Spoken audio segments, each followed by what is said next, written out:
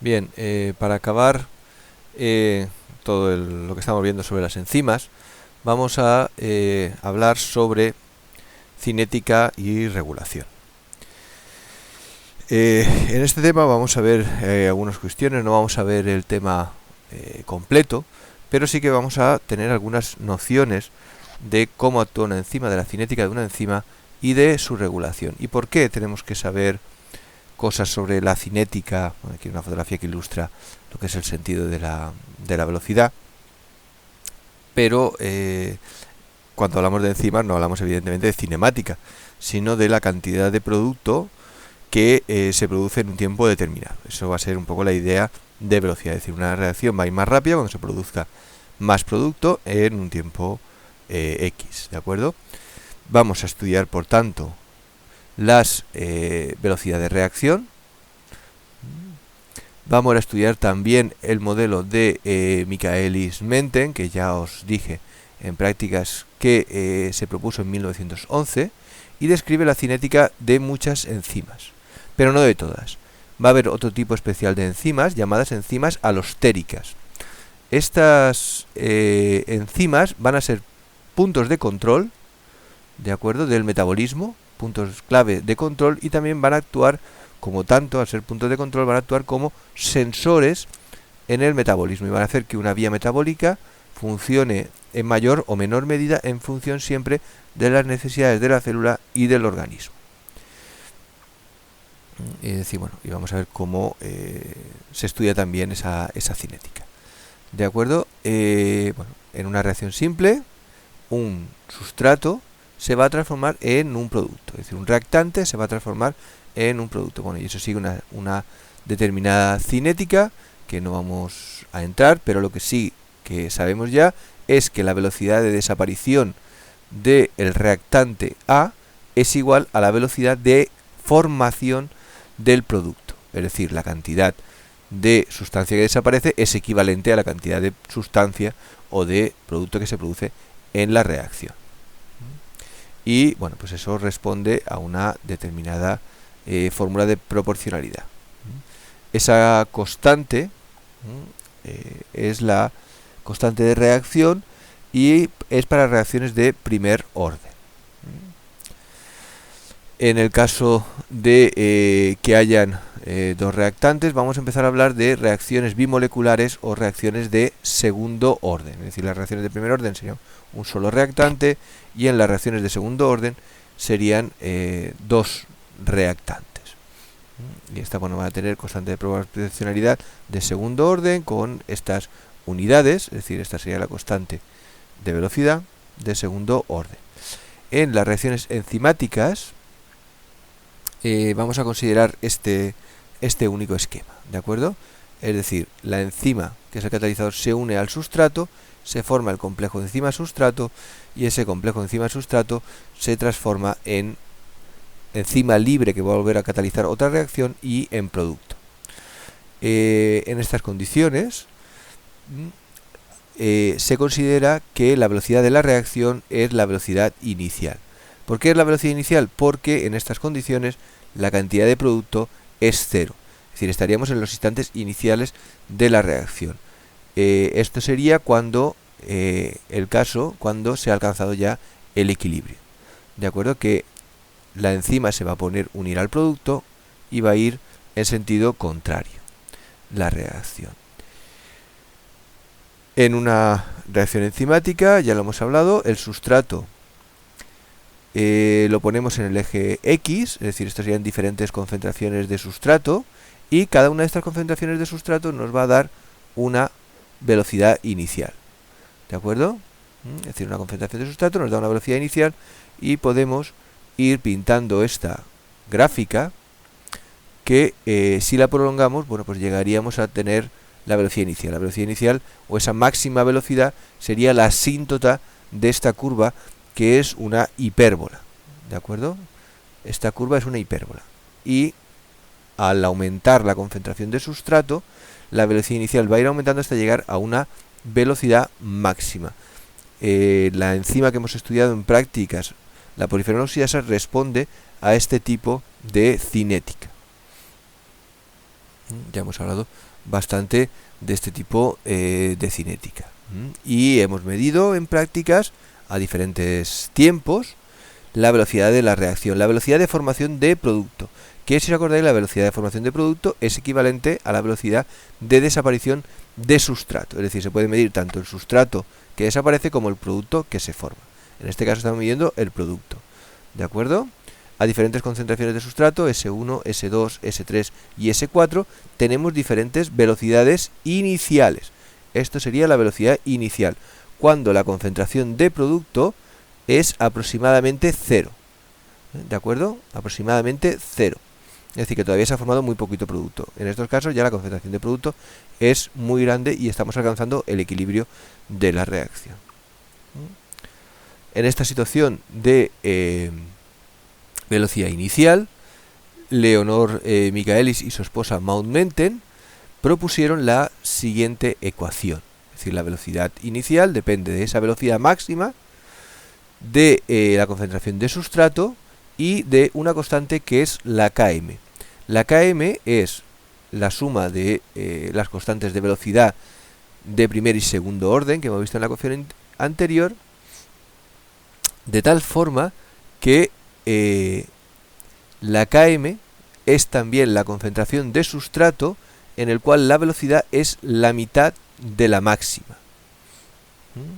Es decir, la Km es la concentración de sustrato, ¿de acuerdo? Es una concentración de sustrato, esto es muy importante, en el cual se alcanza una velocidad, una v sub 0, que es igual a un medio de la velocidad máxima.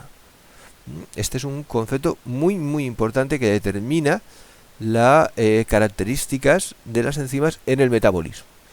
Ese valor de Km, es decir, cuando la velocidad es la mitad de la máxima. Esa es la concentración. La Km es igual a esa concentración de sustrato. Aquí lo tenemos representado en esta figura. Aquí tenemos la Km y ese valor de Km de concentración de sustratos, una concentración de sustratos, no lo tenemos que olvidar, nos da una velocidad que es la mitad de la máxima. Aquí tendríamos la velocidad máxima. Esta asíntota, si la seguimos prolongando, si nos falta diapositiva, llegaríamos a alcanzar esa velocidad máxima. ¿Por qué ocurre esto? Bueno, pues aquí tenemos la cantidad de enzima es fija. ¿De acuerdo? No hemos aumentado la cantidad de enzima. Y al aumentar la concentración de sustrato, lo que estamos haciendo es saturando esa enzima de tal manera que llega un momento que toda la enzima estaría unida al sustrato, formando ese complejo enzima-sustrato que luego nos daría enzima más producto. ¿De acuerdo? Es decir, tenemos toda la enzima unida al sustrato cuando la concentración de sustrato se va haciendo muy grande. Es decir, estamos saturando la enzima. Bien, bueno, esta sería una cuestión que no hace falta que la respondáis, o sería interesante que la respondierais, por lo menos para vosotros. Bien, ya os he comentado en clase la importancia que tiene la Km en alguna situación importante. Por ejemplo, en el metabolismo del alcohol, el etanol se va a metabolizar en el hígado por acción del alcohol deshidrogenasa y va a dar acetaldehído. Ese acetaldehído es el que produce la sensación de embriaguez, etcétera, etcétera. Bien, pues hay una enzima, la aldehído deshidrogenasa, que va a transformar ese acetaldehído en acetato y con lo cual va a ir eliminando esos síntomas de la embriaguez. Existen dos aldehídos deshidrogenasas, una en el citoplasma y otra en el interior de la mitocondria.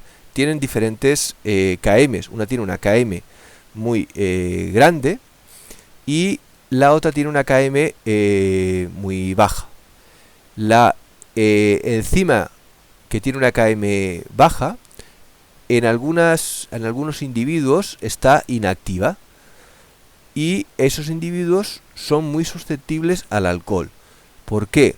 Porque la enzima que tiene una Km muy baja, cuando hayan pequeñas cantidades de acetaldehído, rápidamente esa enzima se va a unir al acetaldehído y va a catalizar esta reacción y va a eliminar el acetaldehído que vaya apareciendo, porque tiene una Km muy baja. ¿Qué significa una KM muy baja? Que la cantidad de sustrato necesaria para alcanzar una velocidad que es la mitad de la máxima, lo vamos a conseguir con muy poquita cantidad de sustrato. ¿Qué significa una KM grande? Pues una KM grande significaría que necesitamos una cantidad de sustrato muy grande para tener una velocidad que es la mitad de la máxima.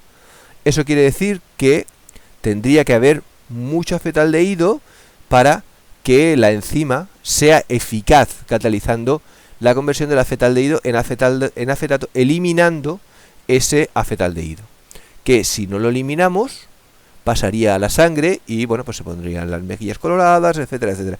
Todas las consecuencias de la embriaguez que habéis visto alguna vez en alguna persona, conocida o no.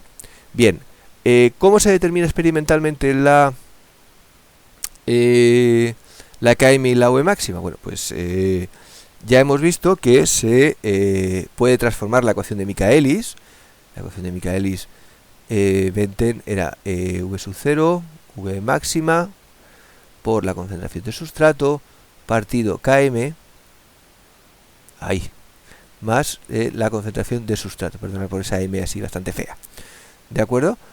Esta ecuación, si se le da la vuelta, es decir, se hace la inversa, no es darse la vuelta, es hacer la doble inversa, se obtiene esta otra ecuación. ¿Esta ecuación qué es? La ecuación de una recta.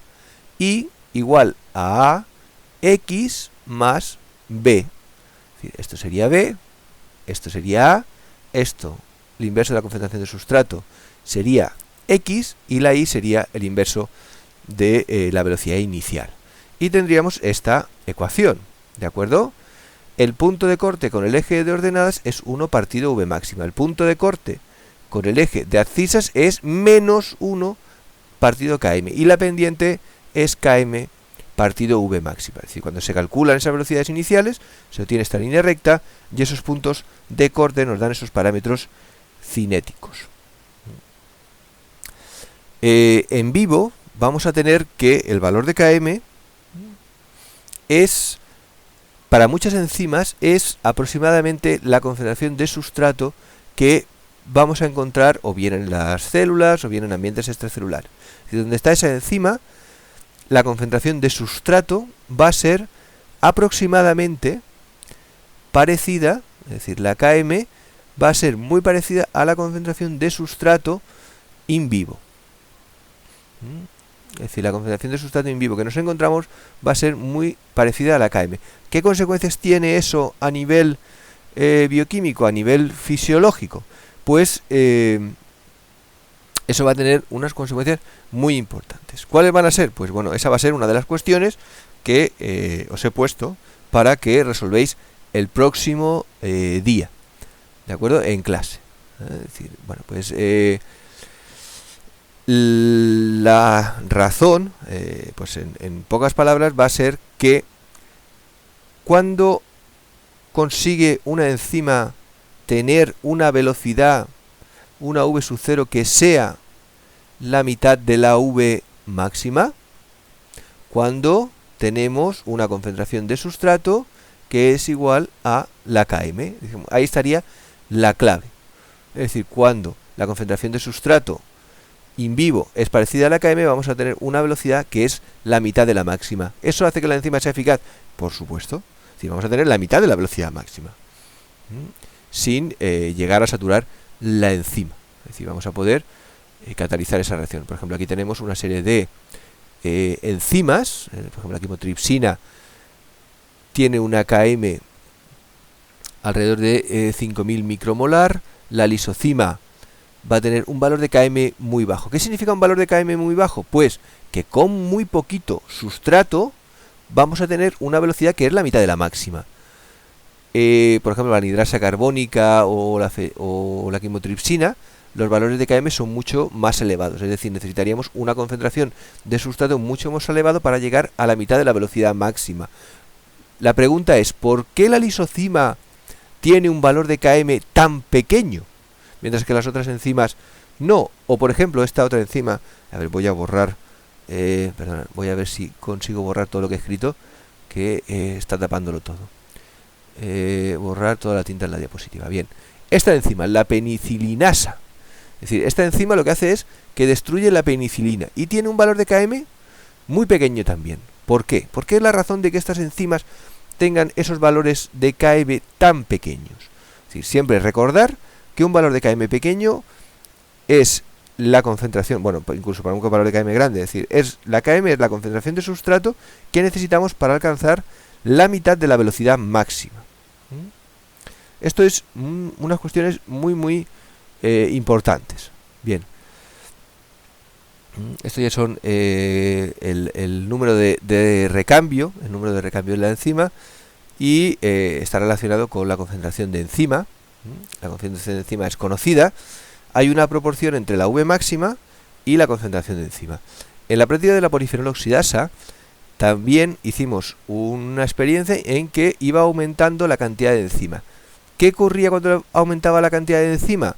Pues la velocidad máxima también aumentaba. ¿Cómo aumentaba? De una forma lineal. Es decir, aquí tendríamos la V máxima y aquí tendríamos la cantidad de enzima total. Y va aumentando de una manera lineal. Es decir, hay una proporción entre la V máxima y la cantidad de enzima. Si hubiéramos calculado la pendiente de esta recta, este valor sería la constante catalítica de segundo orden. La K2. Perdón, no. Esto no es la K2. La K2 no es la constante catalítica de segundo orden. Aquí lo he visto en minúscula, me lía. Es el número de recambio de la enzima. Es decir, la cantidad de moléculas de sustrato que convierte la enzima en producto. Pero para eso tendríamos que saber exactamente qué concentración de enzima teníamos. Es decir, tendríamos que tener la polifenol oxidasa pura y determinar con el método de Biuret, por ejemplo, qué cantidad de enzima había. Por ejemplo, en este caso, la anhidrasa carbónica, es decir, es capaz de, por segundo, convertir 600.000 moléculas de CO2 en bicarbonato, ¿de acuerdo? Que es la acestosteroide isomerasa tiene este número de recambio, etcétera, diferentes enzimas, la lactato deshidrogenasa, la quimotripsina, la DNA polimerasa 1, es una enzima bastante más lenta y esto tiene también su razón de ser. Es decir, la DNA polimerasa va a duplicar el DNA y ahí tiene que ir con mucho cuidado. Es decir, el triptófano sintetasa o la lisocima. Serían los números de recambio. Y si tenemos en cuenta la catalítica partido, bueno, pues todas estas cuestiones, bueno, pues no hace falta que profundicéis en ellas. Yo creo que bueno, pues vamos a ir dejándolas de lado. Con que sepáis qué es la Km, qué es la V máxima y qué es el número de recambio, yo creo que ya bueno, pues hemos profundizado lo suficiente en las enzimas para poder entender todos los temas que vienen a continuación. Bien, en cuanto a la cinética de Michaelis, lo único que tenemos que conocer es bueno, pues que cuando aumenta la cantidad de sustrato, perdona que doy para adelante y para atrás, cuando aumenta la velocidad, la cantidad de sustrato, pues va a aumentar la velocidad hasta que alcanzamos esa velocidad máxima, y esto responde a una hipérbola, ¿de acuerdo? Vamos a encontrarnos también en el metabolismo muchas reacciones que van a implicar múltiples sustratos. Es decir, todo esto complica mucho más toda la bioquímica, todas las reacciones que nos vamos a encontrar. Es decir, nos vamos a encontrar enzimas que respondan a este tipo de mecanismo, es decir, un mecanismo secuencial, un mecanismo ping-pong de doble desplazamiento. Es decir, en este, por ejemplo, a esta enzima, la lactato deshidrogenasa, se le va a unir el NADH, que esto sería un coenzima, ¿de acuerdo? Ya hablaremos del NADH, se le va a añadir el piruvato, que sería el sustrato, y se va a obtener el lactato, sería el producto de la reacción, y el coenzima en su forma oxidada. Este sería el coenzima en la forma reducida, esto sería el coenzima en la forma oxidada. ¿De acuerdo? El piruvato se va a reducir a lactato, ¿de acuerdo? En esta reacción. Otro tipo de reacciones de doble desplazamiento o reacciones ping-pong pues veis que entraría el aspartato, uno de los sustratos, saldría otro sustrato que sería el oxalacetato, y a la enzima se le quedaría unido un grupo amino. Ese grupo amino se cedería luego al alfa-cetoglutarato y obtendríamos finalmente glutamato. Es decir, estos serían los sustratos y estos serían los productos de la reacción. Es decir, sustrato, producto y producto, que se van soltando de una manera pues secuencial, en forma de ping-pong. Bien, el siguiente punto a tener en cuenta van a ser las enzimas alostéricas. Las enzimas alostéricas tenemos que saber que son puntos de control muy importantes en el metabolismo, que van a ser esos puntos que regulen cómo funciona el metabolismo, en qué proporción va a funcionar una vía metabólica, cuando no hace falta un producto y entonces se va a frenar esa vía, etcétera. Cómo consiguen esas enzimas regularse para actuar como si fuera un grifo que se abriera o cerrara en función siempre de las necesidades. Pero no me refiero a estar completamente abierto o completamente cerrado, sino todos los puntos intermedios que nos podemos imaginar en un grifo. ¿De acuerdo? No es una válvula que esté abierta o cerrada. Eso sería más semejante a una cinética de tipo Michaelis-Mentes, que son las que hemos visto anteriormente. Es decir, llega al sustrato, se une a la enzima y se va a transformar en producto y ya está. Aquí la cosa se complica bastante más. Es decir, bueno, pues esto se pone un ejemplo de un callejero de París. Es decir, ahí si no hubiera semáforos, no hubiera control, pues sería un auténtico caos, que ya de por sí es un caos el tráfico en París.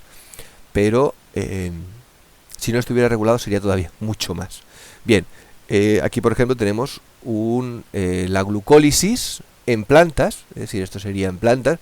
Hay ciertos pasos que no van a ocurrir en nuestro metabolismo, pero va a haber una serie de puntos de control muy importantes. Es decir, serían estos de aquí.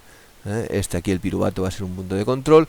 Todas estas vías metabólicas que están interconectadas, es decir, el metabolismo de nucleótidos, el metabolismo de la galactosa, de la pentosa, el metabolismo del almidón y la sacarosa, la vía de las pentosas fosfato, el metabolismo de la fructosa y la manosa, metabolismo de glicerolípidos, galactosa, la fotosíntesis, vitamina de tiamina, síntesis de aminoácidos, otra vez propano, bueno, una serie de vías metabólicas que están interconectadas, y esto solamente es una parte de, considerando solo la glucólisis, ¿de acuerdo? Y ya la cosa es bastante complicada. ¿Cómo sabe la célula cuánto tiene que fabricar de cada uno de los productos, cuánto tiene que consumir, etcétera? Pues va a ser todo regulado en base a esos puntos de control. En nuestro organismo, esos puntos de control, a su vez, van a estar regulados a nivel de todo el organismo, y ahí juegan un papel fundamental las hormonas. Bien, algunas enzimas alostéricas van a estar reguladas por el producto final de una vía metabólica, por ejemplo. Es decir, si una vía metabólica estamos produciendo, en esta vía metabólica que transformamos el sustrato A, primero se transforma en B, luego se transforma en C. Es decir, cada uno de estos pasos hay una serie de enzimas que están catalizando estas reacciones. ¿Qué ocurre cuando hemos fabricado suficiente F y la célula ya no necesita ese producto F final de la vía? Pues por una inhibición por feedback, este producto F se va a unir a la primera enzima de la vía y va a bloquear toda la vía. Es decir, toda esta vía se queda bloqueada. ¿Por qué? Porque esta enzima primera se ha bloqueado porque hay mucho producto F. Cuando este producto F va desapareciendo, se va a ir soltando paulatinamente de la enzima 1 y comienza otra vez a funcionar esa vía metabólica. Es algo tan simple como eso. Es decir, bueno, luego ya veremos otros procesos de regulación a nivel hormonal, etcétera. Por ejemplo, hablaremos de la regulación del metabolismo del glucógeno y otros metabolismos diferentes. Por ejemplo, aquí tenemos estas vías metabólicas y, por ejemplo, este producto y va a estimular esta enzima. Es decir, va a hacer que esta vía metabólica vaya más fuerte. Este producto que viene de estas dos vías metabólicas, a su vez va a inhibir a esta y a esta. Es decir, ya empezamos a ver toda esa complicación del metabolismo, es decir, todo va a estar relacionado. Este producto F va a estimular a esta enzima. Estas enzimas, que serían las claves en la regulación del metabolismo normalmente van a ser enzimas alostéricas. ¿Por qué? Porque no solamente se tiene que unir el sustrato, en este caso de la E1 va a ser A, sino que también se va a unir otros metabolitos como K o como I. Es decir, la enzima, es decir, imagina que esto sea la enzima, va a tener un centro catalítico, ¿de acuerdo? El centro catalítico, y aquí se uniría A. Pero también va a tener otro sitio donde se una K. Y va a tener otro sitio donde se una I. De tal manera que la unión de K va a entorpecer de alguna manera la unión de A, es decir, porque va a transformar toda la estructura tridimensional de la enzima, y A no se va a unir con tanta eficacia, no se va a producir la reacción con tanta eficacia, y se va, digamos, a cerrar el grifo de esta vía metabólica. Por el contrario, I, al unirse en otro centro de unión, va a modificar la estructura favoreciendo la transformación de A en B, va a estimular esa vía metabólica. Es decir, y de ahí la enorme complejidad que tienen estas enzimas, las enzimas alostéricas. Pero un poco para que tengáis esa idea de esa unión de diferentes metabolitos que de alguna manera van a regular, estimulando o inhibiendo la actividad de la enzima, pero no bloquean del todo la enzima, no actúan, como os acordáis que la acida sódica bloqueaba completamente la actividad de la polifenol oxidasa, y además es una inhibición, se denomina irreversible, es decir, cuando se une a la enzima ya se une al metal y no hay manera de soltar esa acida, es un veneno, ¿de acuerdo? Las cinéticas alostéricas tienen una curva, lo veis aquí, una curva se denomina sigmoidea. ¿Qué significa eso? Que conforme se va uniendo el sustrato, la velocidad de la reacción no sube como en la de Michaelis-Menten, sino que va a tener una subida más suave. ¿Qué determina esta subida hasta alcanzar la velocidad máxima en las enzimas alostéricas? Es decir, esto sería la V máxima. Es decir, ¿qué es lo que determina? Pues la unión de esos efectores, es decir, esos efectores que pueden ser activadores de la actividad enzimática o bien pueden ser inhibidores. Es decir, esta curva puede ser más agachada, digamos, menos pronunciada, es decir, más largo esta sigmoide, o a su vez va a poder ser menos pronunciada en función de si es un activador iría por este lado y un inhibidor iría por este otro. ¿De acuerdo? Esto es lo que tenemos que pues conocer. Es decir, bueno, todo lo que es el modelo de las enzimas alostéricas no nos vamos a meter, pero la teoría que propuso Monod y colaboradores, que bueno, pues que habían diferentes estados, es decir, de la enzima en dos conformaciones, en la conformación T o en la conformación R, que es lo que determina que cambie la estructura tridimensional de la enzima. Normalmente las enzimas alostéricas, o si no todas, prácticamente todas, tienen estructura cuaternaria, es decir, están formadas por diferentes cadenas, diferentes subunidades. Esas subunidades se van a unir y al unirse los diferentes efectores van a modificar la estructura y activando o inhibiendo la enzima. Bueno, por ejemplo, en este caso, la velocidad, cuando hay ATP va a aumentar, ¿no? Y cuando hay CTP, pues va a disminuir, es decir, la formación de este producto. Bueno, no nos vamos a meter en nada más, ya vamos a terminar aquí.